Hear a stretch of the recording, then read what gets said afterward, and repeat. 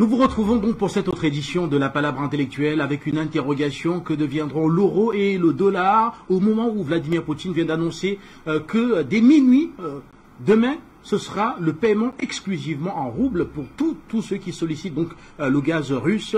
Le matin encore, il y avait des annonces qui avaient été faites conjointement qui faisaient comprendre que cela serait progressif. Mais en fin d'après-midi, le président russe est passé outre et a annoncé que ce sera à partir donc de demain les paiements obligatoires en roubles, et les entreprises qui ne se plieraient pas à cette mesure se feront sanctionner. Le président russe annonce des fins de contrat au cas où cette mesure serait contournée par des entités qui traitant avec des fournisseurs russes. Et ce qui fait donc craindre une menace assez importante sur le dollar et sur l'euro. Nous verrons cela avec nos invités qui sont installés en multiplex et qui vont nous retrouver progressivement dans l'émission, notamment le docteur Célestin Tchakounté qui va arriver depuis Yaoundé, qui va intervenir depuis Yaoundé au Cameroun. Mais en attendant, je vous propose de réécouter le président russe Vladimir Poutine, qui s'est donc exprimé en fin d'après-midi et a précisé donc les contours de cette mesure qu'il vient très rapidement d'implémenter. D'abord, je voudrais aborder les questions que nous avons traitées la semaine dernière. Aujourd'hui, j'ai signé un UCAS qui établit des règles liées aux échanges de gaz avec les pays dits hostiles. Nous avons proposé un schéma tout à fait transparent pour nos partenaires pour qu'ils puissent ouvrir des comptes en roubles dans les banques russes. Et c'est par ces comptes que le paiement du gaz sera effectué, et à partir de demain, c'est-à-dire du 1er avril de l'année en cours. Et si ces paiements ne seront pas effectués, nous considérons cela comme une obligation des clients comme non honorée, avec toutes les conséquences. Personne ne vend rien gratuitement.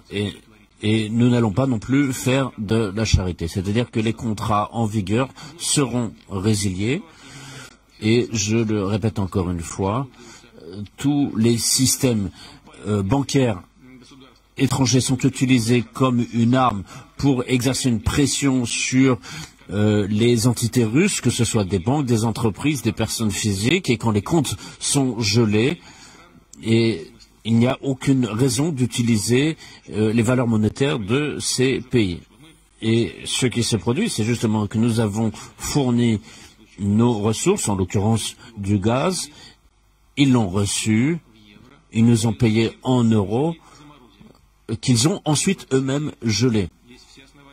Donc nous avons toutes les raisons de considérer qu'une partie du gaz qui a été livrée en Europe a été livrée finalement gratuitement. Donc cela ne peut pas durer, surtout quand on parle des prochaines livraisons de gaz prévues, et donc avec tout ce qui peut se produire autour du dollar et de l'euro, il peut y avoir encore des blocages. Et tout cela est tout à fait prévisible, d'autant plus que les responsables politiques occidentaux le disent ouvertement. Et dans cette optique, ils se déclarent, enfin ce sont des pays, des gouvernements de l'Union européenne. Et donc cette situation est inacceptable pour nous. Et si on regarde cette question de façon plus globale, si les paiements de gaz russe sont effectués en roubles russes, ce sera un motif de renforcement pour notre économie.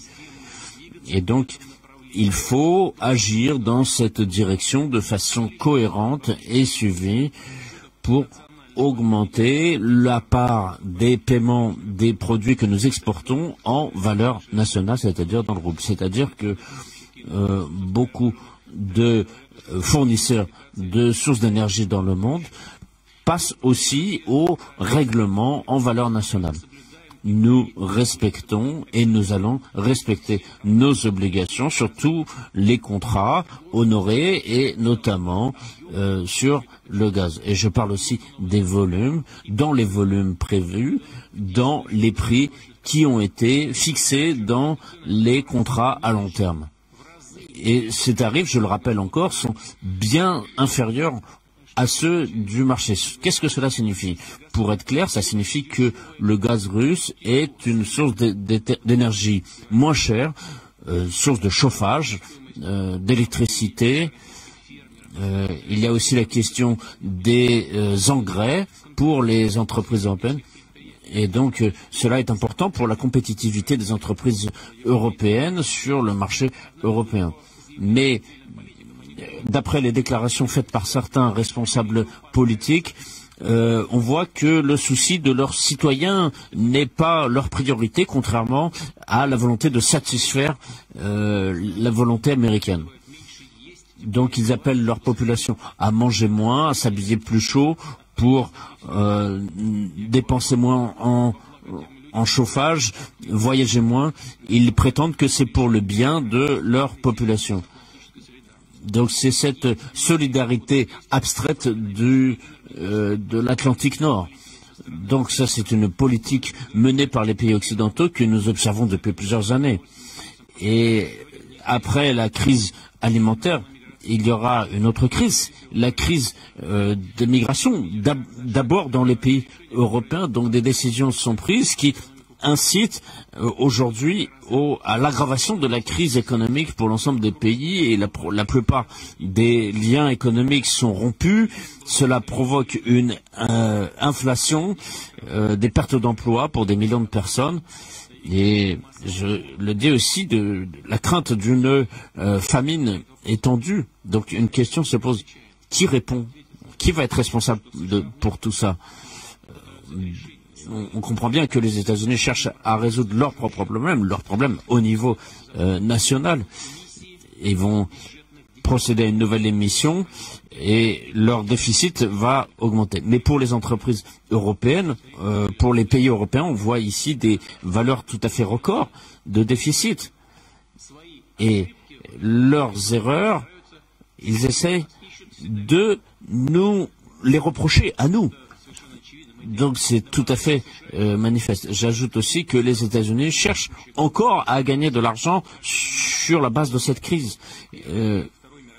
Et comme ils l'ont fait lors de la Première et de la Deuxième Guerre mondiale, et récemment, dans leur agression contre la Serbie, contre la Yougoslavie, l'Irak, l'Afghanistan. Et donc ces incertitudes ne font qu'augmenter. Les ressources sont écartées des autres zones du monde, de la planète, qui pourraient en bénéficier. Ici, on voit que les Européens sont obligés de dépenser plus d'argent pour acheter du gaz américain, et cela signifie pour l'Europe une désindustrialisation massive, et sur le fond d'augmentation des prix et des services locatifs, on voit ici des repères tout à fait différents pour la vie des habitants. Et comme je l'ai déjà dit, les responsables politiques, pour leurs ambitions à court terme, vont faire payer les citoyens. Et cette guerre économique qu'ils essayent de déclencher contre la Russie, ou qu'ils ont déjà déclenché, si on peut dire, mais ce n'est pas ces derniers mois, mais les sanctions illégales n'ont cessé depuis de nombreuses années à être imposées contre notre pays pour casser notre souveraineté, notre potentiel économique et technologique. Toutes ces sanctions, je le répète, ont été préparées. Elles auraient été introduites de toute façon. Au fond, ce sont des sanctions qui nous sont imposées pour notre volonté, notre droit d'être indépendants, souverains, le fait que nous ne voulons pas danser la mélodie qu'on nous impose. Et dans cette politique de pression sur la Russie par les pays occidentaux, fait que, en tout cas, ces pays ne veulent pas y renoncer.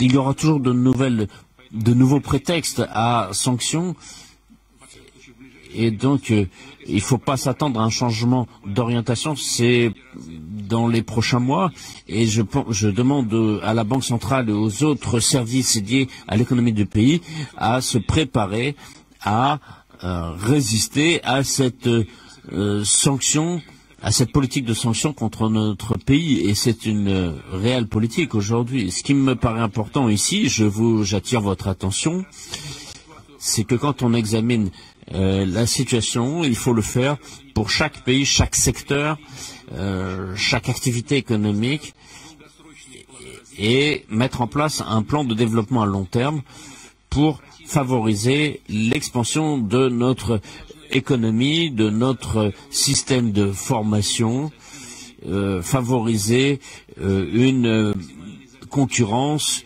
et encourager nos entreprises, les compétences et les capacités de notre secteur économique.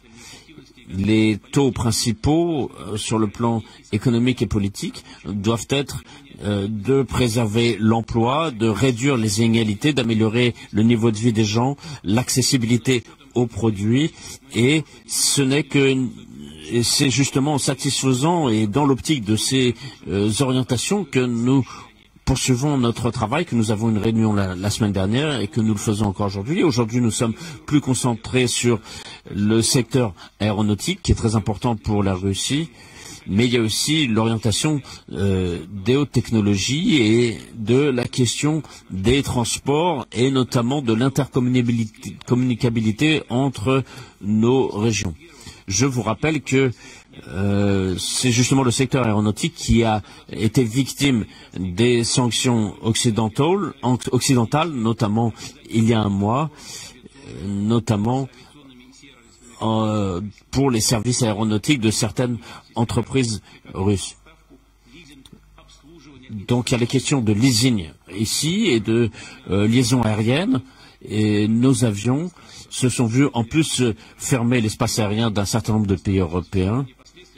Je laisse pour l'instant de côté les conséquences pour ces pays eux-mêmes, mais je note que les entreprises et les compagnies aériennes russes ont honoré leurs obligations contractuelles, mais les pays européens, les pays occidentaux ont fait leur choix et nous devons répondre. Je propose de partir du fait que dans cette coopération avec nos anciens partenaires va disparaître très prochainement, mais nous n'allons pas fermer notre pays, mais nous devons partir de cette réalité qui s'est imposée et chercher toutes les opportunités pour développer notre secteur aéronautique et lui donner une nouvelle impulsion, avant tout en soutenant nos compagnies aériennes pour qu'elles aient toujours une activité régulière et qu'elles fassent travailler des spécialistes et que le transport aérien reste accessible pour la population russe. Donc il faut des solutions à long terme. Et il va falloir donc modifier les objectifs qui avaient été fixés pour le secteur aéronautique.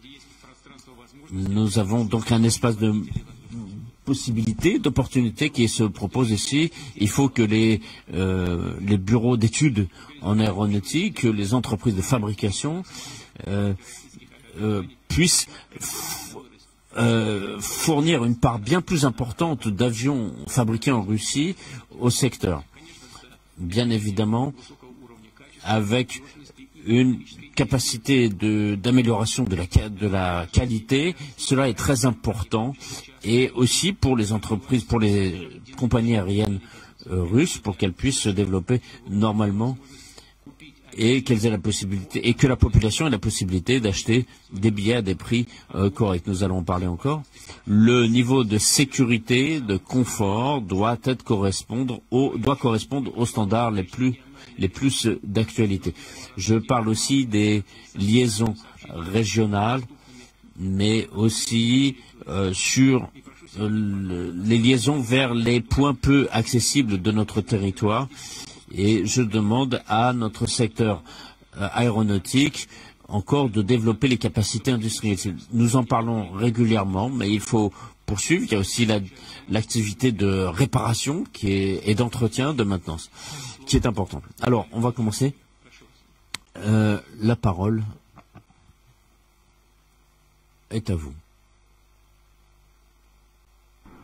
Retour sur ce plateau après donc avoir écouté le président Vladimir Poutine qui a précisé tous les contours de ce décret qui vient de signer cet après-midi, donc imposant désormais le rouble comme étant la monnaie de paiement dans le secteur gazier. Avec l'Allemagne et les pays de l'Union européenne, il y avait eu il a semblé avoir quelques points d'accord le matin autour d'un paiement progressif, mais en fin d'après-midi, le président Poutine qui a donc signé ce décret exigeant que le paiement soit effectif et immédiat, donc dès minuit, c'est-à-dire demain, pour être encore un peu plus simple. Amina Fofana, je vais vous retrouver. Alors que le constat est tout à fait clair, on va dire que les sanctions européennes et occidentales, finalement, auraient eu l'effet inverse. Le rouble s'apprête à monter en flèche parce que plus on va demander le rouble pour acheter le gaz, plus la valeur du rouble va augmenter, ce qui va augmenter le pouvoir d'achat des Russes. On voit que c'est pratiquement le contraire de ce qui était attendu que ces sanctions, finalement, ont apporté.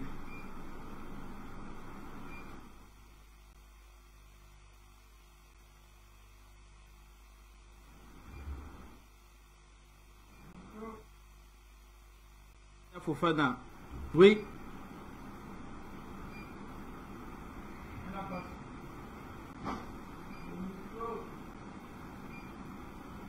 Veuillez allumer votre micro, s'il vous plaît.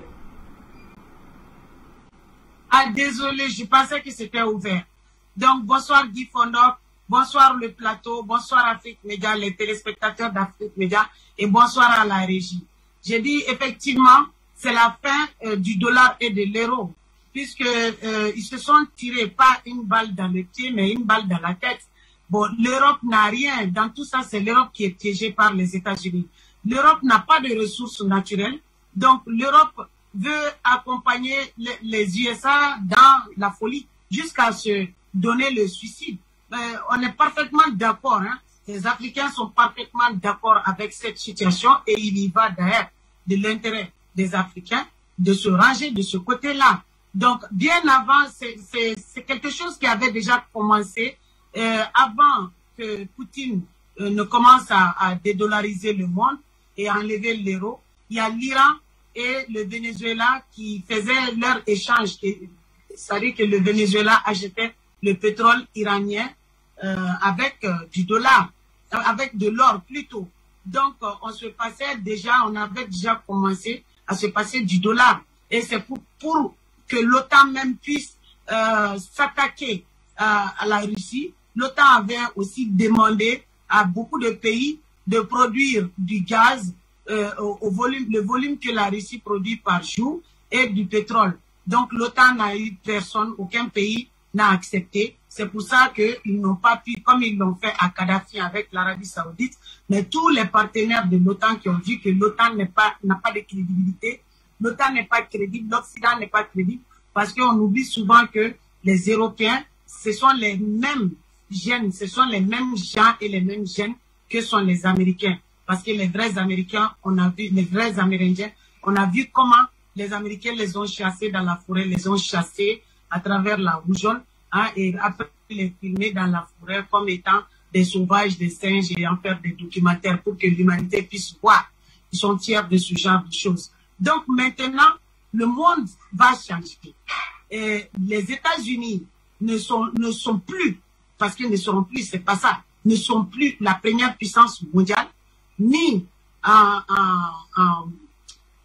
armement, donc ça dit, ils n'ont pas la première armée mondiale.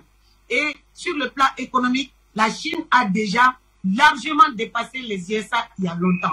Donc les USA n'ont plus le leadership. Maintenant, c'est l'Europe qui va, c'est les Européens qui vont tomber, qui sont tombés dans le piège. Et j'ai vu aussi les Allemands qui disaient que d'ici la fin de cette année, qu'ils vont commencer à activer leur plan d'urgence ou un truc comme ça. Donc, avec le vis-à-vis du charbon, vis-à-vis du gaz et vis-à-vis du pétrole. Donc, ce qu'il y a, c'est que dans tout ça, les Africains doivent savoir que nous sommes en danger. Parce que avec un pays comme la France à la tête de l'Union européenne, qui s'est dit qu'ils vont laisser la Russie, ils vont faire le fier pour acheter le pétrole et le gaz chez les Américains. Donc, moi, je ne crois pas trop à cette histoire. parce que je pense que c'est plutôt une déclaration de guerre. Je l'ai dit ici et je le répète. C'est une déclaration de guerre aux Africains. Les Européens ont toujours vécu sur le dos de l'Afrique. Donc, ils sont habitués à la facilité. Ça m'étonnerait qu'ils planifient réellement, parce qu'il faut qu'on se rende compte qu'ils comptent augmenter leur terrorisme chez nous. C'est pour ça que Macron avait européanisé le terrorisme. C'est même pas européanisé parce que c'était l'OTAN, puisque ce sont les USA qui les fournissaient en renseignement. Donc, ils ont l'intention de venir en Afrique, propager, implanter durablement ou éternellement le terrorisme, de manière à avoir l'Afrique sans les Africains. C'est pour ça que ces présidents qui sont là jusqu'à présent en train d'obéir à l'Occident mettent l'Afrique en danger, mettent l'avenir de l'Afrique en danger. Parce que là où le monde est arrivé maintenant, on ne peut plus se permettre de garder des présidents pareils. Et pour que des présidents pareils ne restent pas ici, il faut que les peuples se lèvent. Parce que si on ne se lève pas, les Européens, vous connaissez Macron. Si Macron ose parler à Poutine, c'est parce que Macron, son uranium, ça vient, l'uranium qu'il pille, que la France pille, vient du Niger. Donc Macron ne paye pas l'uranium. Pendant ce temps, les Nigériens n'ont pas d'électricité. Les Nigériens sont dans toutes les mauvaises conditions. Et aussi, ils ont les déchets d'uranium qui sont déposés et ils vivent les radiations avec beaucoup de maladies que la France, ça dit, c'est même pas l'histoire de la France s'en fiche complètement. Donc, il y a Bazoum qui est là et qui est un problème. Parce que si aujourd'hui, on arrive à faire quitter la France du Niger, je pense que ça veut dire qu'on a déjà gagné, qu'on aura déjà gagné 60 ou 70% même de cette guerre que l'Occident compte livrer. C'est leurs futures intentions que l'Occident compte livrer aux Africains. Parce que c'est une guerre sans merci. Il s'agit de la survie. Parce que eux, ils ne veulent pas tomber. Ils ne veulent pas tomber.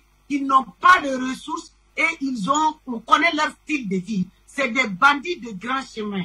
Ils ont toujours œuvré comme ça sur le dos de l'Afrique pendant 600 ans. Maintenant, il faut que les Africains comprennent que nous sommes vraiment en danger. Donc, remplacer les ressources de la Russie par celles de l'Afrique, c'est exactement ce qu'ils ont envie de faire. Et de manière stratégique, il y a Poutine qui avait aussi pris de l'avance. Poutine est là, mais Poutine n'est pas venu comme ça. Poutine est venu à la demande du peuple malien et à la demande de l'État malien. Donc, Poutine est ici, Poutine est en Centrafrique. Ça contrecarre les projets criminels de la France et de l'Occident. Cette histoire de Takuba est de la pure escroquerie. C'est de l'escroquerie. Et ils viennent armer des gens pour tuer d'autres personnes, organiser des génocides et ensuite organiser un pillage là où ils sont en train de faire le pillage. Ils font d'abord le génocide et après ils vont aller s'asseoir là-bas. Et donc c'est le terrorisme qui sera communiqué. Or, il n'y a pas le terrorisme, c'est le pillage. Et c'est pour ça que Macron annonce qu'il y a l'attaque au Bénin. Le Bénin a été attaqué, la Côte d'Ivoire, le truc de Golfe, là, le Golfe de Guinée a été attaqué. Il compte attaquer toute l'Afrique avec le faux prétexte du terrorisme pour piller nos ressources. C'est de cela qu'il s'agit. En termes faciles, en français très facile, pour mieux comprendre, ils sont en train de vouloir remplacer la Russie par l'Afrique. Voilà. Donc, nous sommes en danger. C'est pour ça que l'heure n'est plus. L'heure est aux actions. Et il s'agit et des peuples et des militaires patriotes de chaque pays africain. Je vous remercie. Amina Fofana, et rappelez que tout à l'heure nous allons évoquer cette importante livraison d'hélicoptères de combat et de radars à l'armée malienne, malgré tout ce qui se passe en ce moment en Ukraine, la Russie qui reste aux côtés du peuple malien dans le cadre de la coopération militaire entre les deux États et maintient ses engagements qui permettent aujourd'hui d'ailleurs au Mali de libérer progressivement le territoire des groupes terroristes. On va en reparler tout à l'heure. Le temps d'abord de recevoir également le docteur Célestin Tchakounté qui vient de nous retrouver depuis Yaoundé au Cameroun. Docteur Tchakounté, merci d'être là. Alors, finalement, on va dire que les sanctions européennes et occidentales n'ont pas eu l'effet attendu. Rappelez que ce matin, même déjà, le rouble avait regagné son niveau d'avant intervention en Ukraine, essentiellement dû à deux mesures phares. Le taux directeur de la Banque centrale avait été placé à 20% et l'ensemble des sociétés exportatrices de Russie avaient converti 90% de leurs engagements avec les entreprises étrangères en roubles, ce qui avait déjà permis de maintenir le rouble. Et maintenant, on a l'impression que le rouble va monter en flèche très au-delà, mais alors au-delà de ce que le rouble était avant le début des sanctions, avec ce gaz désormais qui s'achète en roubles. Merci Guy, bonjour, ça fait un petit moment que je n'ai pas été. Allô? Docteur Tchakounté, bien. Vous me suivez là? Vous me suivez? D'accord, oui, j'essaie, j'espère que c'est bon. Oui. Ça fait un petit moment que je n'ai pas été sur le plateau. Je dis un grand bonjour comme ça à nos téléspectateurs et à nos amis qui nous accompagnent dans les studios ainsi et tout le monde.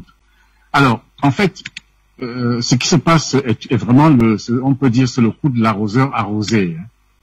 C'est-à-dire que on est dans une situation, j'ai envie de dire, peut-être ça peut faire rire ou bien c'est elle est ubuesque. Tout d'abord, on dit que on parle d'abord des sanctions contre la Russie. Mais on dirait que les Européens n'ont pas beaucoup réfléchi avant de mettre en place ces sanctions, parce que les sanctions, en fait, frappent plutôt l'Europe. Et peut-être pas les États-Unis, ça frappe d'abord l'Europe. Et maintenant, la Russie elle-même. Les sanctions, qu'est-ce qu'elles ont eu comme effet? Ces sanctions ont pour effet d'augmenter les prix des produits que la Russie exporte. Vous avez d'abord le pétrole, le gaz, le blé, le fer à béton. Tous les prix ont flambé. Mais l'économie russe, les Russes se frottent les mains. C'est comme si, Guy, du jour au lendemain, on vous augmente votre salaire, vos revenus, vous serez très content. Donc, ce qui est en train de se passer, je ne comprends pas ce qui est en train de comment ils ont pu penser une chose pareille. Donc, qu'est-ce qui se passe? Vous dites que d'abord, au niveau du rouble, il aurait pu sombrer à l'entrée de la guerre, mais les dirigeants russes ont pris des décisions extrêmement intelligentes. La première chose a été de permettre aux entreprises et aux Russes qui n'avaient plus confiance dans le rouble d'acheter de l'or sans TVA.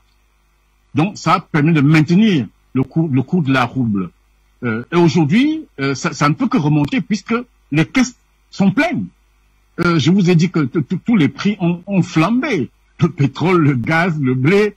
Imaginez que du jour au lendemain, tous les produits que le Cameroun exporte, tous les produits n'augmentent pas seulement 5-10%, mais ça explose. Qu'est-ce qui va se passer? On aura les caisses pleines. Donc, le rouble ne peut que remonter puisque les caisses, la Russie sont pleines. Son économie est en très bonne santé. Et d'ailleurs, ça va se maintenir sur la durée. Pourquoi? Parce que si vous prenez d'abord cette guerre, à mon avis, va durer un peu. Et quand vous prenez par exemple le blé, l'autre grand fournisseur de blé, c'est l'Ukraine. Mais la Russie ne va pas le laisser s'en sortir facilement comme cela. Parce que la Russie a décidé de détruire tout l'appareil militaire de l'Ukraine. Donc le blé russe va se vendre très très cher pendant un bon bout de temps. Donc c'est à se demander qu'est-ce qui a poussé les Occidentaux à prendre ce type de mesures. Et aussi il faut reconnaître une chose, c'est que les Russes sont les champions des jeux d'échecs. Donc quand il a poussé un pion, il calcule 3 autres derrière pendant que vous êtes en train de réfléchir sur le prochain. Donc, et c'est là où M. Poutine a montré son intelligence, sa grande sagacité, et même les gens qui l'entourent. Alors que pendant ce temps, peut-être que les Américains ne sont pas fortement, touchés dans un premier temps, mais l'Europe est en train de subir très durement le contre-coup. Parce que de plus en plus de gens, d'abord il y a 3 millions de personnes qui ont quitté l'Ukraine, qui sont venues en Europe, ce qui est déjà un problème. Un autre problème, c'est que l'Europe paie de plus en plus cher son gaz, son pétrole. L'Europe, il faut savoir que l'Europe verse à la Russie 800 millions d'euros chaque jour. Parce que vous imaginez ce que ça représente. Pour des gens qui sont en train de dire qu'ils ont mis l'embargo sur la Russie, mais qu'ils ont déconnecté même les banques russes. Ils ont été obligés de laisser certaines banques connectées, parce que sinon, ils n'auraient pas été capables de payer le gaz et le pétrole russe. Il y a un autre problème qui est celui des avions. Tout le monde dit aujourd'hui que la Russie a fait même bâcher les avions occidentaux. Parce que le problème, c'est que la Russie ne peut plus payer, parce qu'en général, toutes les compagnies aériennes prennent les avions par location. Comme ça a été déconnecté, les systèmes bancaires russes ont été déconnectés, ils ne peuvent pas payer les avions. Donc, qu'est-ce qu'il faut faire? Les Russes ont dit aux propriétaires d'avions, venez les chercher. Or, ça pose deux problèmes qu'il faut bien remarquer. D'abord, c'est 520 avions qui sont au sol. Alors, le premier problème, c'est quoi? Il faut trouver des gens pour les faire voler. Donc, c'est pas tous les jours qu'on trouve des pilotes et des hôtesses de l'air pour faire voler 520 avions tout de suite. Deuxièmement, pour les amener où? On ne sait pas. Et il y a un troisième problème qui est encore plus grave.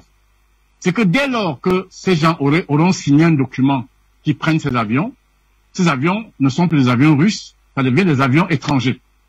Or, une des contre-mesures prises par la Russie pour contrer les sanctions occidentales, c'est de dire qu'aucun avion étranger ne peut plus survoler le territoire russe.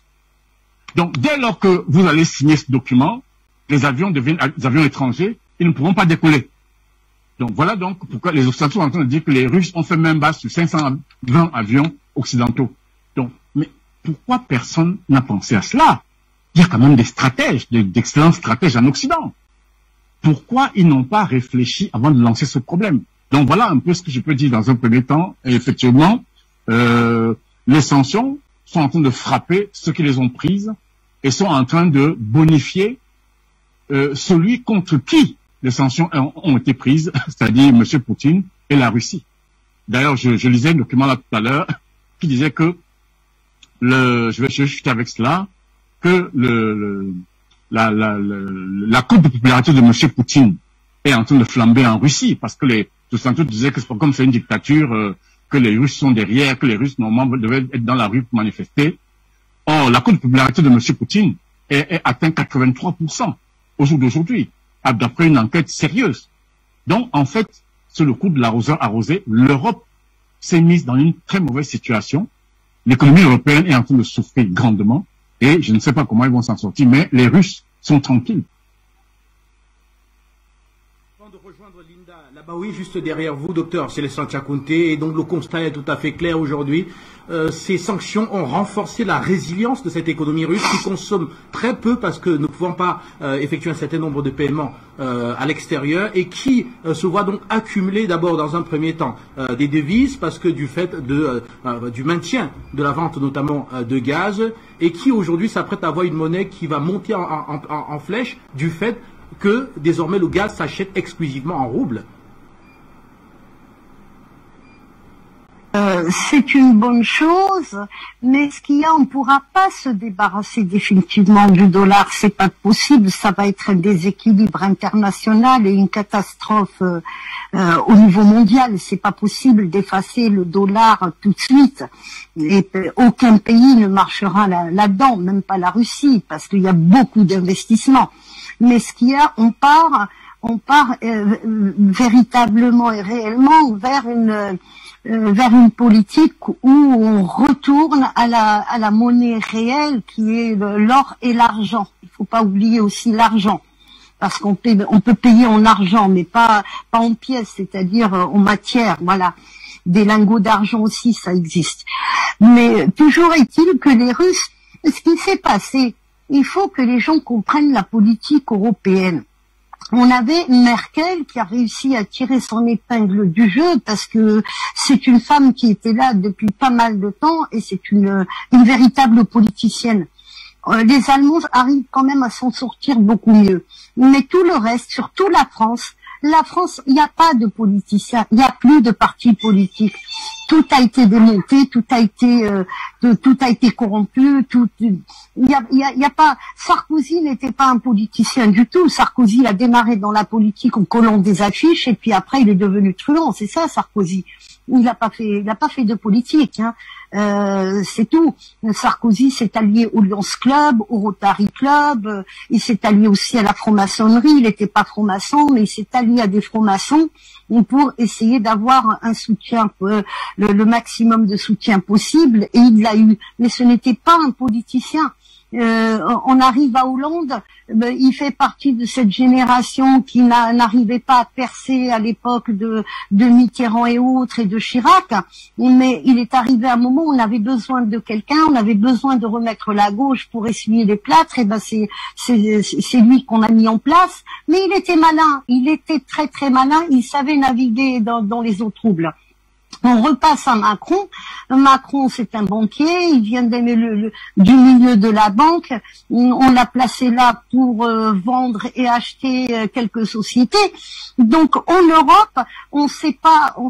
Et puis, il y a aussi autre chose, c'est qu'on ne sait pas anticiper. Voilà, c'est le mot que je cherchais. Ils ne savent pas anticiper. Si on n'a pas d'expérience, si on n'est pas né dans la politique, on n'a pas fait la politique de tout jeune, tout ça, on ne peut pas anticiper. Donc, personne ne s'attendait à cette guerre. Même pas les Américains, alors qu'ils l'avaient annoncé. Ils disaient, il va y avoir une guerre, mais c'était plus pour faire pression. Les Américains, ils l'annonçaient pour faire pression sur les Européens pour qu'ils leur achètent leur gaz.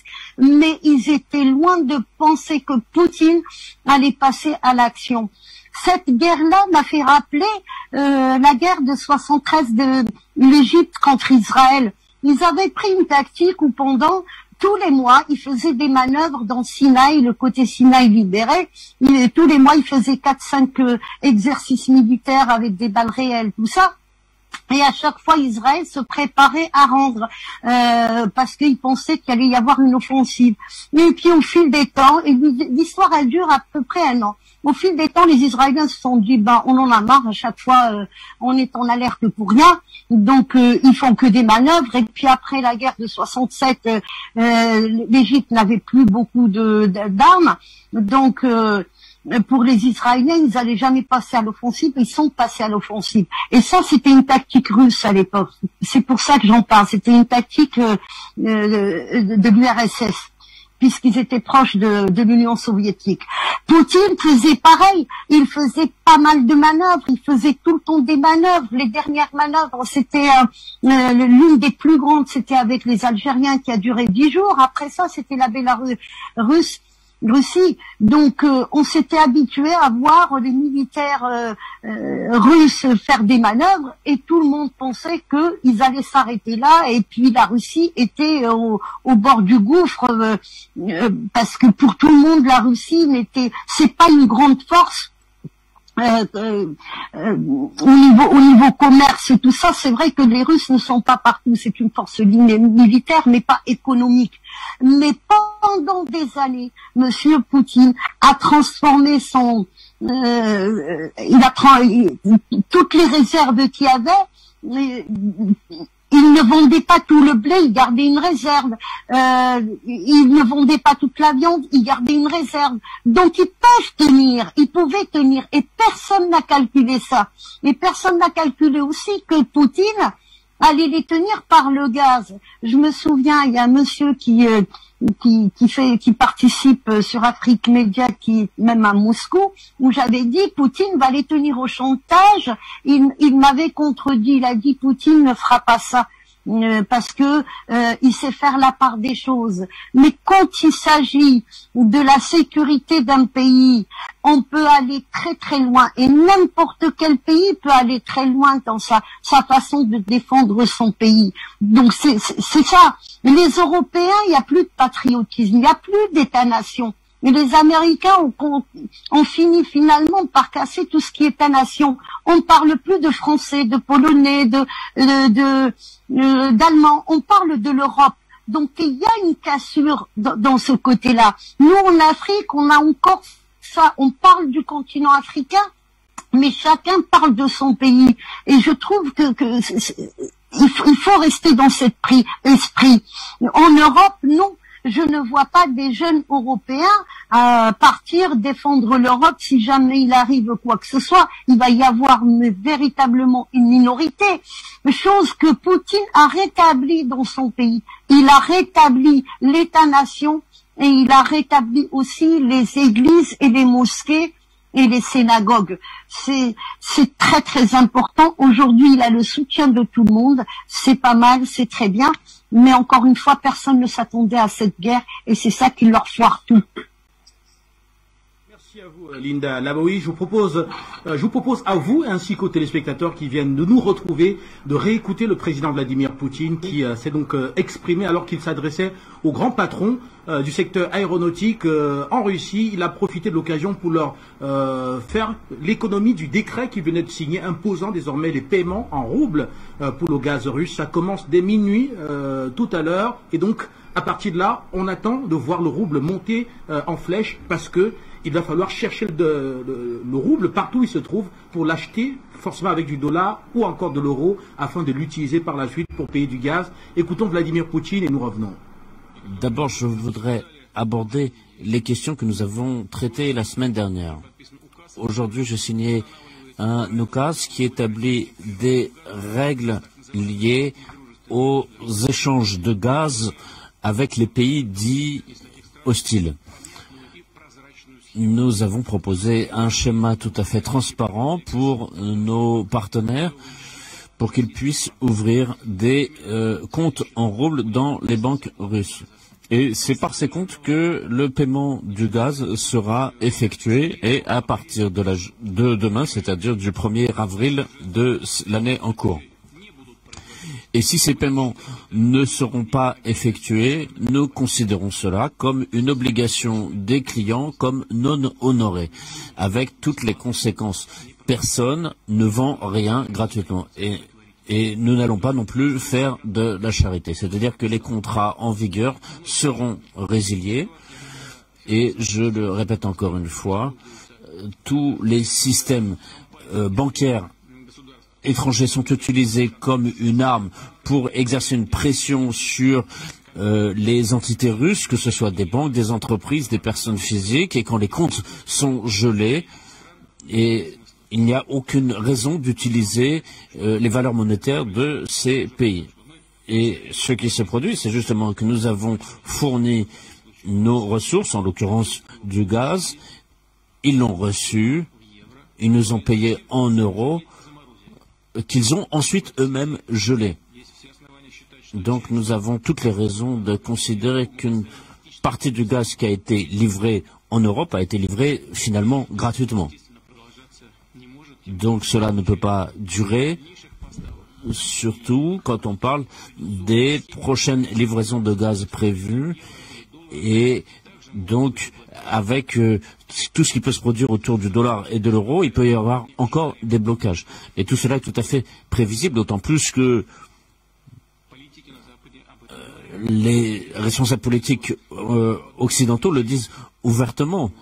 Et dans cette optique, ils se déclarent, enfin ce sont des pays, des gouvernements de l'Union européenne. Et donc cette situation est inacceptable pour nous et si on regarde cette question de façon plus globale, si les paiements de gaz russe sont effectués en roubles russes, ce sera un motif de renforcement pour notre économie et donc il faut agir dans cette direction de façon cohérente et suivie pour augmenter la part des paiements des produits que nous exportons en valeur nationale, c'est-à-dire dans le rouble. C'est-à-dire que beaucoup de fournisseurs de sources d'énergie dans le monde passent aussi au règlement en valeur nationale.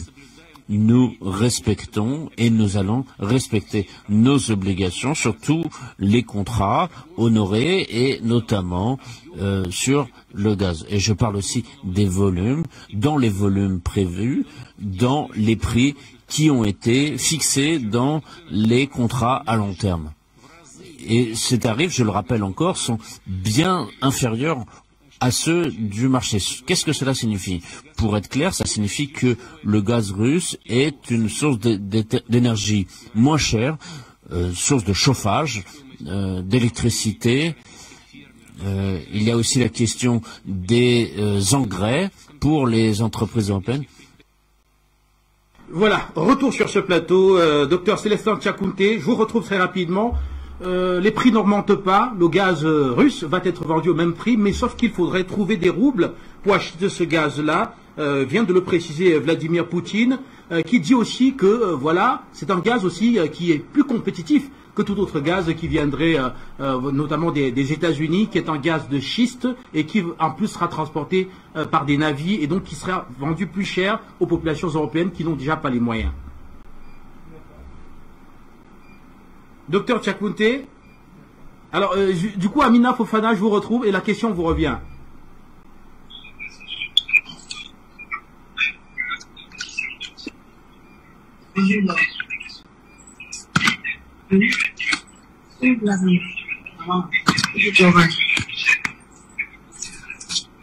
Allô? Oui, Amina Fofana, allez-y, nous vous écoutons. Non, j'ai pas entendu la question en fait.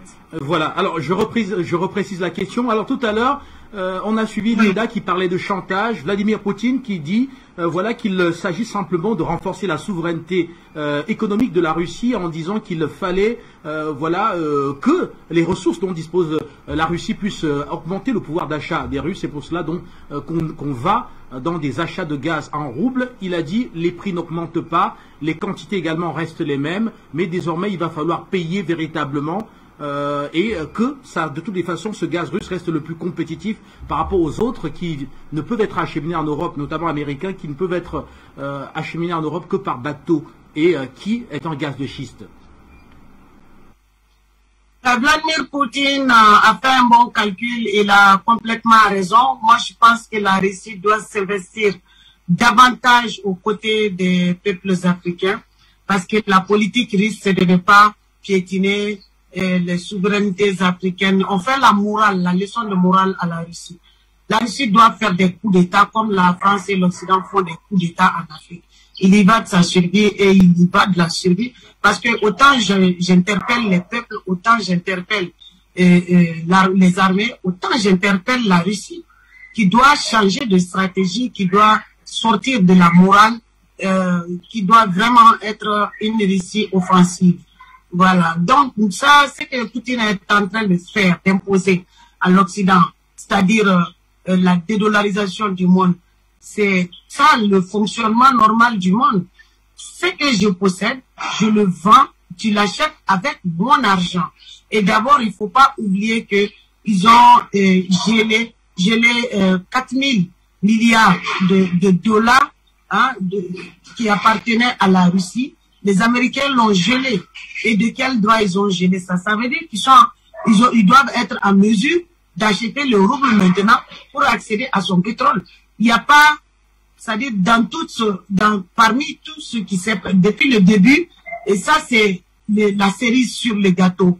Parce que comme je l'ai dit tantôt, je l'avais dit tantôt, il n'y a pas de guerre en Ukraine, il y a la pacification de l'Ukraine pour que le Donbass et puis le Donetsk puissent rester en paix et que l'Ukraine soit un pays neutre. Et c'est pour éviter la guerre, la troisième guerre mondiale. Ce n'est pas, il n'y a pas de guerre.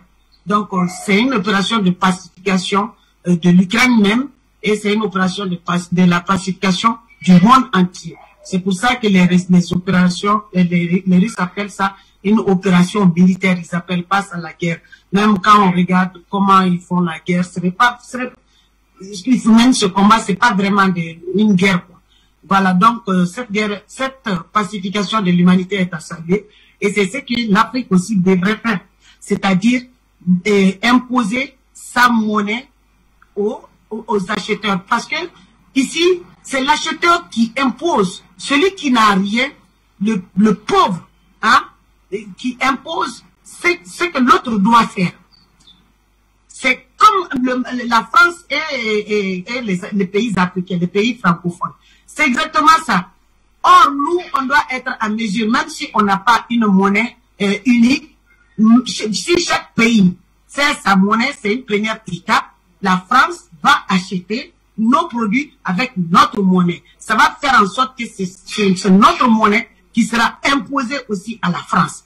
Donc, l'Europe va retrouver son statut normal et les USA vont retrouver leur statut normal. Donc, à force de trop tirer sur la porte, ils se sont tirés une balle en pleine tête. Mais car cela ne tienne, il faut que l'Afrique soit vraiment debout pour les contrer. Parce qu'à chaque fois, l'Europe s'est bâtie sur l'Afrique. L'Europe s'est relevée sur l'Afrique. Vous avez vu Ursula von der Leyen, je pense que c'est ça son nom de famille, qui a commencé à menacer les Africains dans une guerre, même pas une guerre, dans la pacification de l'humanité, cette opération magnifique que la Russie est en train de mener en Ukraine. Donc, afin de nous éviter la Troisième Guerre mondiale, elle se lève et elle dit que les pays africains qui ont soutenu la Russie ou qui ont joué la neutralité doivent être sanctionnés. Ils parlent de quelles sanctions? Je pense que c'est l'aide au développement. L'aide au développement se termine dans leurs mêmes propres paradis fiscaux. Il n'y a pas d'aide au développement. Le Mali n'a pas d'aide au développement depuis le 20 septembre 2020, après la chute de IDK. Le Mali a arrêté d'envoyer les 50% de sa recette annuelle, de son budget annuel à Macron, à la France. C'est-à-dire on est sorti des accords coloniaux. C'est pourquoi il faut que l'on sorte de la CEDEAO, la dernière étape finale, le dernier tournant, et puis du franc CFA. Et Macron sait que cela arrive à grands pas. Donc si nous créons notre monnaie, nous pouvons être comme la Russie. Poutine a même tardé. Il a tardé, mais il a choisi le bon moment en tout cas pour imposer sa monnaie. Et désormais, ces voyous n'auront plus le choix que d'acheter ces matières premières avec sa monnaie. Donc, comme ils ne veulent pas de cette humiliation, et ils sont déterminés à venir cambrioler davantage, organiser des génocides en Afrique. C'est de cela qu'il est question. Donc, pour chasser la France, là, c'est devenu, le fait de chasser la France est devenu une question vitale pour l'existence même de la race noire d'Afrique. Donc, on doit tout faire pour dégager la France et du Niger et du Burkina. Les présidents qui n'en veulent pas, qu'ils soient dégagés avec la France. Les populations doivent être plus déterminées que ça. Les militaires doivent être plus déterminés que ça. Parce que si on ne fait pas ça, ça va le piège là des Européens va se refermer sur nous. Parce que eux, ils ne voudront jamais vivre la pauvreté tant que les ressources naturelles existent dans leurs colonies, dans nous qu'ils appellent les sous-hommes, comme si on n'existait pas, il n'y a pas de droit de l'homme. La France fait des crimes à longueur de journée. En Afrique, la France ne parle pas de ça. Mais maintenant que le Mali, les militaires maliens sont en train de pacifier le Mali, tous les jours, on a violé les droits de l'homme ici, on a violé les droits de l'homme là-bas. Donc, vraiment, chasser la France est un devoir absolu et immédiat pour tous les Africains. Donc, ceux qui ne sont pas en Afrique doivent soutenir ceux qui sont sur le terrain. C'est un devoir indispensable à tous les Africains qui sont sur place. Ce n'est pas un jeu. On tarde à réagir. Ce n'est pas un jeu. Quand nous sommes sortis contre nos dictateurs, on a affronté les balles, on a affronté les gaz, on a affronté les matraques, on a tout affronté, les prisons, on a tout affronté. Il n'y a pas de liberté sans en payer le prix. Donc, il faut être déterminé. Sinon, ce n'est pas bon pour l'avenir de l'Afrique. Nous, on ne va jamais se réjouir que la France est partie d'ici, mais elle est entre-temps, elle part s'établir au Niger, elle part s'établir au Burkina, elle part s'établir carrément, l'OTAN même, l'OTAN va s'établir en Côte d'Ivoire. Donc, ce n'est pas comme ça que la lutte marche. La lutte, c'est que nous devons tous aider le Niger à dégager la France de là-bas. Donc, vraiment, une fois de plus, je salue nos 10 militaires patriotes qui montent en puissance dans le combat ici, grâce au soutien de la Russie, dans cette pacification du Mali, en éradiquant le terrorisme français. Merci. Et partenaires. tous merci à vous, Amina Fofana. Et très rapidement, je vais vous proposer l'élément que j'ai cité préalablement, à savoir ce récit qui nous montre la ferme détermination de la Russie aussi à maintenir ses engagements sur le continent africain et donc à rester ferme dans le cadre de ces engagements-là, permettant aussi de renforcer encore davantage ce monde multipolaire qui est en train de se jouer en ce moment au cœur de la situation sécuritaire actuelle en Ukraine. Je vous propose ce récit donc qui nous rapporte la livraison de 2 hélicoptères de combat et d'équipements radar de très haute précision, permettant notamment de contrôler le ciel aérien malien. Suivons plutôt et juste derrière on se retrouve.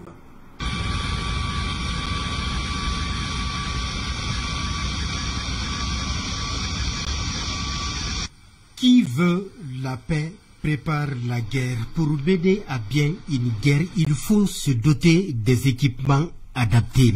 Le Mali et la Russie sont désormais dans cette dynamique de coopération. Ce mercredi 30 mars 2022, le ministre de la Défense, colonel Sadio Kamara, tout heureux, réceptionne 2 hélicoptères de combat et des radars de dernière génération.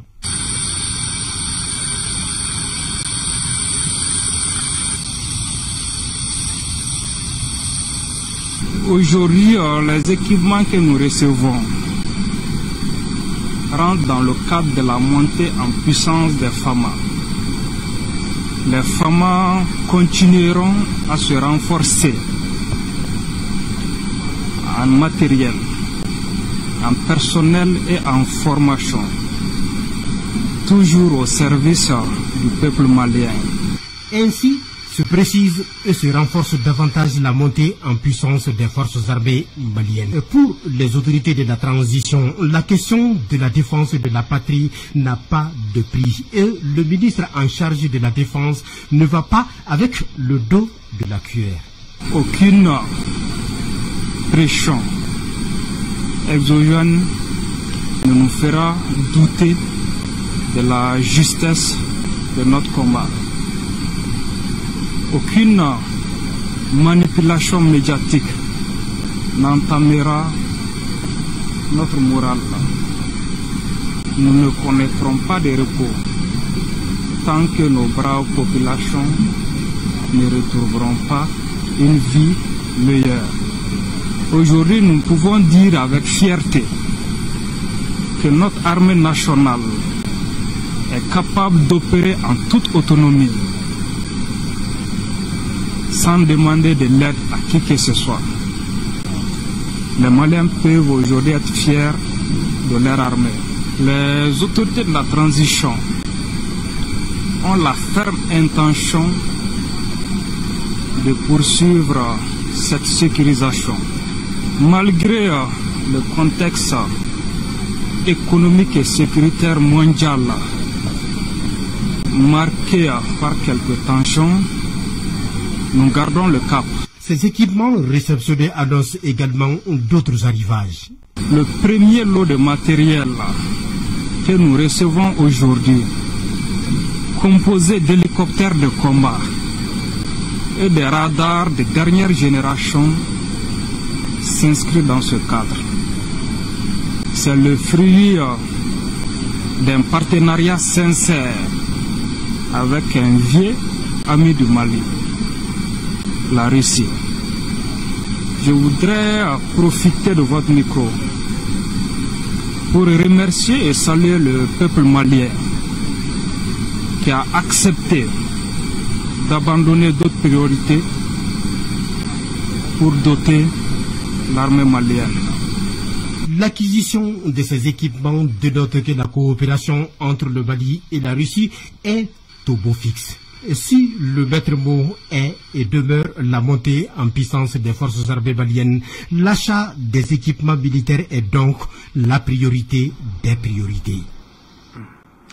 Et voilà, retour sur ce plateau et Amina Fofana, je vous retrouve. Vous êtes habitué à voir cet Antonov, cet avion qui n'est nul autre que le plus gros au monde, atterri au Mali avec des équipements qui viennent ici doper les capacités de ces forces armées maliennes qui ont de nombreux succès sur le terrain et d'ailleurs suscitant des réactions assez fortes dans la presse occidentale, notamment à travers des accusations d'exaction.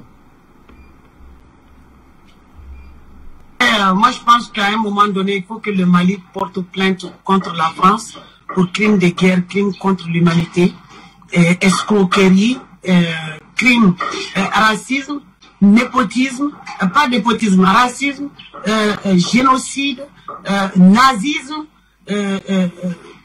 condescendance, mépris, haine, tout quoi. C'est-à-dire il faut que le Mali attaque la France ouvertement devant une juridiction compétente pour ingérence, pour tout ce que je viens de citer.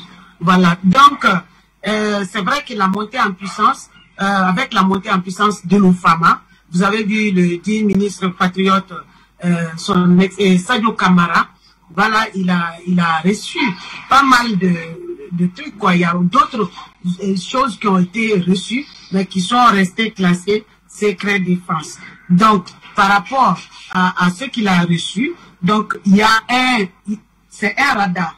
Il y a un radar qui a de dernière génération que la Russie nous a fourni. Tout cela, c'est sur le budget de l'État. Et d'ailleurs, il remercie les Maliens qui ont accepté de faire de la guerre contre le terrorisme ou contre les terroristes une priorité. Donc, il y a un radar qui s'appelle, le radar, il s'appelle 59N6.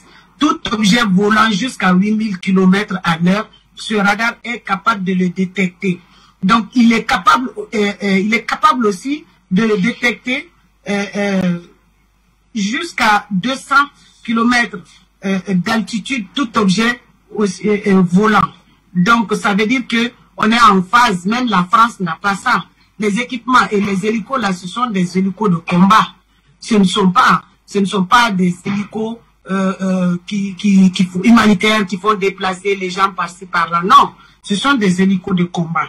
Donc, désormais, ce sont les terroristes qui sont terrorisés. C'est pourquoi l'État français terroriste est actuellement terrorisé. Donc, on ne peut pas brouiller ce radar. Il est tellement puissant, il n'y a rien qui peut le brouiller. Donc, j'ai cité les deux hélicos de combat qui peuvent se battre dans les conditions extrêmes, quel que soit le climat. Or, nous avons vu que le Mali a acheté un avion avec les USA. Ça n'a pas été fourni. Il y a le transpondeur qu'ils ont refusé de nous donner. Et ce transpondeur-là, à cause de ça, l'argent a été payé et l'avion est bloqué. Là est la différence entre les voyous et la Russie. C'est ça. Jusqu'à présent, la France qui dit être venue aider le Mali fait tout pour armer les terroristes, fait tout pour armer les ethnies les uns contre les autres. Il organise des génocides, vend ses armes et pour la France est un marchand de mort. Donc, fait tout pour armer les terroristes et tout ça là, mais fait tout en même temps contre l'armée malienne et contre le peuple malien. C'est pour ça qu'ils sont stupéfaits. Ils parlent de violation des droits de l'homme ou de crimes, je ne sais pas quoi. Mais c'est tout ce qu'ils disent là, ce sont eux qui l'ont commis. Et ce sont eux qui continuent de le commettre, pensant qu'ils sont les dieux du monde. Donc ce sont eux les dieux et ils ne se reprochent rien. Tout ce qu'ils font, on ne peut pas le juger, mais il faut juger les autres. C'est pour ça, un jour, j'ai vu sur le plateau que si on tue un terroriste, ils vont dire que c'est un civil. Mais un civil fait quoi avec les armes? C'est ça. Donc, ils vont dire maintenant que c'est un civil pour dire que notre armée est en train de tuer les civils. Donc, la France n'a rien à faire dans nos affaires. C'est pour ça que de tantôt, je disais qu'il faut attaquer la France ouvertement devant des juridictions compétentes parce que là où on en arrive là, on a déjà dit de quitter. Donc, elle s'attaque chaque jour au Mali. Il faut mettre fin à ça. Donc, nous avons aussi des drones de combat sur le terrain qui sont déjà opérationnels. Donc, nous avons, par rapport au voyage, au voyage là, récent du dit ministre patriote Sadio Kamara. Donc, ça, c'est juste la première livraison de matériel. Et parmi les matériels qui ont été livrés, il y a d'autres qui sont classés secret défense. Donc, c'est les terroristes qui vont l'apprendre à leur dépens de quoi il s'agit. Voilà la montée en puissance de l'armée malienne. C'est vrai qui effraie les terroristes de la France et de l'Occident, surtout la France, qui se met à traiter le Mali de tous les noms, parce que ce qu'il a pris là, à gauche, à droite, depuis la Libye pour venir, ou dans d'autres pays aussi, au Maghreb islamique, ou je ne sais pas comment, au Grand Sahara, je ne sais pas comment ils appellent ça. Donc, ce qu'ils ont amené pour les installer au Mali, les nourrir, les payer, les armer, les entraîner, les former, les équiper, ce sont eux qui sont en train de mourir aujourd'hui. Donc, c'est pour ça qu'ils crient au scandale, parce que l'arroseur est arrosé. Donc, la France, le moment où elle pouvait jouer aux pompiers pyromanes, pendant 10 ans où elle a joué aux pompiers pyromanes au Mali, est révolue. Donc, on n'est plus à ce temps. Donc, la France est terrorisée parce que son effectif de terroristes est diminué. Les radars qui est là, je vous ai dit, dernière génération, même la France n'a pas ça. Il n'y a que la Russie qui a ça. Donc, où que les terroristes se cachent, seront détectés, quoi qu'il en fasse. Donc, le Mali est très bien équipé et les FAMA sont en train de mener des opérations vraiment salutaires, très très salutaires, qui honorent même la disparition de la mémoire des militaires qui sont morts dans ce combat, qui honorent la mémoire des civils qui ont été tués par la France et l'Occident. Et à leur âme. Merci à vous, Amina Fofana. Linda Labaoui, je vous retrouve pour sortir de cette édition avec cette importante livraison, cette nouvelle livraison, la première d'une longue série qui vient d'être donc engagée, ce qui montre que la Russie demeure dans ses engagements sur le continent africain, au-delà de quelques spéculations entendues liées notamment à la situation en Ukraine. Des bonnes nouvelles pour les Maliens et pour Amina.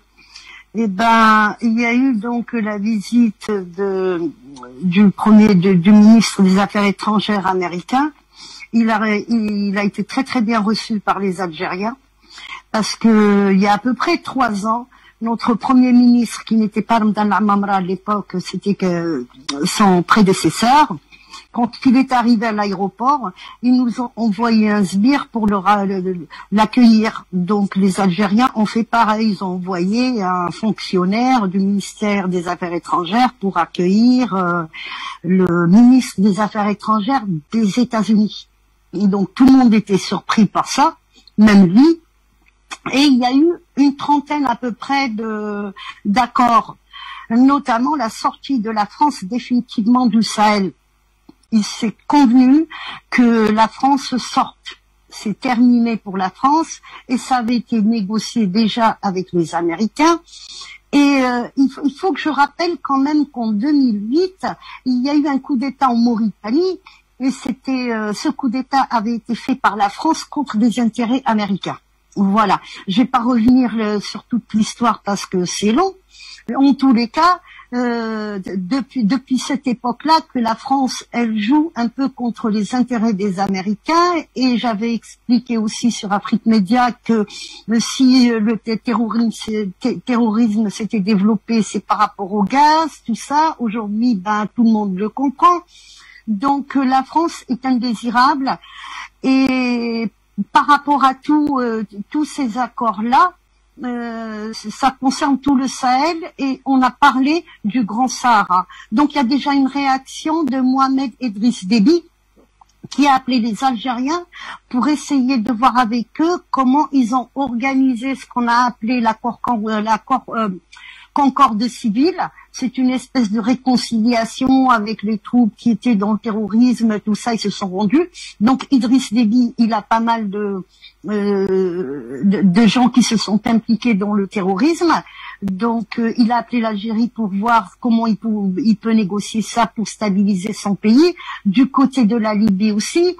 Du côté du Mali, je m'inquiète pas, je sais qu'il y a une collaboration très importante entre les deux pays. Donc je ne m'inquiète pas du tout. Bien au contraire, ils travaillent, les militaires algériens, les militaires maliens travaillent vraiment avec une grosse collaboration. Voilà. Et c'est pour ça que le terrorisme, d'ailleurs, il a reculé. Donc, concernant tous ces accords-là, il y a eu et tout ce qui a été mis en point, l'Algérie a exigé une chose, parce que 2 jours avant l'arrivée du ministre des Affaires étrangères, il y a eu une très grosse délégation russe militaire qui est venue en Algérie aussi. Donc, il est question que l'Algérie garde son partenaire et son allié russe dans tout ce qui est militaire, dans tout ce qui est sécuritaire, dans tout ce qui est... Et puis avec les Américains, ça va être des investissements. Mais des investissements dans le Sahel. Donc, certainement, il va y avoir des rapprochements entre les Maliens et puis les États-Unis. On parle plus... Ils ont demandé aussi aux Algériens d'essayer de voir avec le Mali pour trouver une date qui pourrait convenir à tout le monde pour un vote. Ils n'exigent plus de une date limite, ils n'exigent plus, mais ils laissent tout ça ils laissent la négociation aux Algériens.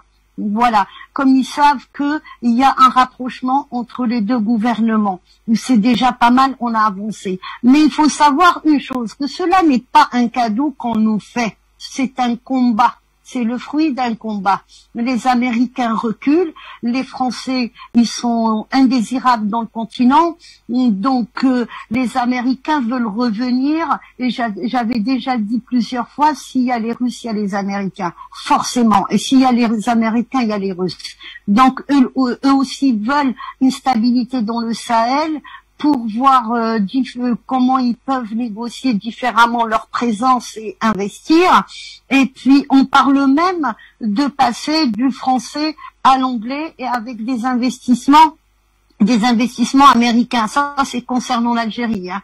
Mais concernant le Sahel, on parle de très très lourds investissements. Des Américains qui sont intéressés par des transferts de technologie, concernant les pays sahéliens, s'ils sont intéressés, bien sûr. Donc déjà, c'est un bon point. Ça veut dire que la France est finie. Quand les Américains sont là, les Français y partent. C'est un pays vassal, de toute façon, on le sait. Maintenant, concernant aussi la monnaie, il faut que les gens comprennent une chose. Si je reviens à la monnaie russe, le rouble n'est pas une devise. Quand Poutine il dit il faut qu'on paye en rouble, ça veut dire qu'il faut payer en rouble d'or. Donc la Russie va empocher des lingots d'or. C'est ça. C'est juste, je suis pas une spécialiste en économie, mais je me suis assez renseignée là-dedans pour que je puisse faire comprendre quand même que quand on achète, c'est plutôt des lingots d'or. Et c'est là où ça donne une puissance à la Russie. Voilà. Il y a aussi un autre événement que je voulais donner plus de précision, j'en avais parlé. Il y avait eu le sommet de Sharm el-Sheikh. Voilà. C'est un sommet, pardon? Israël. On est arrivé au terme de l'émission, Linda. Votre dernier mot, s'il vous plaît. Eh ben, écoutez, je souhaite tout le bien à nos amis maliens et à Amina et tous les gens qui luttent pour ça, et à vous aussi. Merci encore, je vous le dis pas assez, Afrique Média. Merci pour ce que vous faites pour tous ces peuples qui souffrent. Merci, merci.